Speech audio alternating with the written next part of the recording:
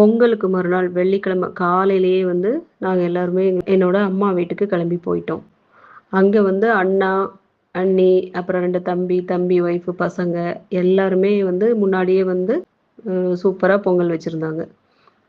அதாவது ஒரு 5, 6 வருஷத்துக்கு முன்னாடி அம்மா, அப்பா வந்து தவறிட்டாங்க. இப்ப அம்மா, அப்பா சொல்லிக் குடுத்த மாரி அவங்களோட ப்ரொசீஜர் படி, அவங்களோட நினைவுகளோட பொங்கல் வந்து சூப்பரா கொண்டாடிட்டோம்.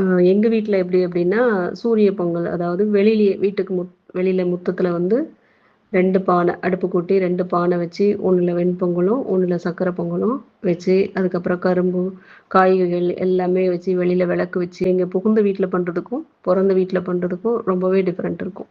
இந்த இடத்துல ரொம்பவே கடவுளுக்கு வந்து நான் நன்றி சொல்லிக்கிறேன்.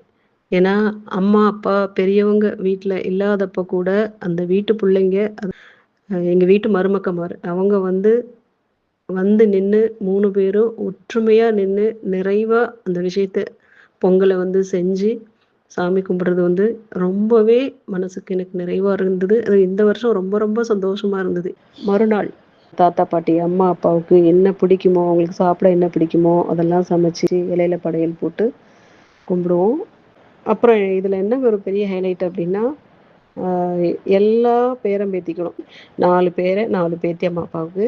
இந்த 8 பேரன் பேத்திகளுக்கும் இப்பவும் நம்ம ஊருக்கு போனோம்னா, நம்ம பாட்டி, தாத்தா நம்ம கூட தான் இருக்காங்கன்றத ஃபீல் பண்ற வகையில வாழ்த்துக்களோட பொங்கல் பரிசா எல்லாருக்குமே கையில வந்து கவர் குடுப்போம். என்ன அமௌண்ட் முடியுமோ அது மாரி. அதாவது 2500 இந்த வாட்டி வச்சிருந்தோம்.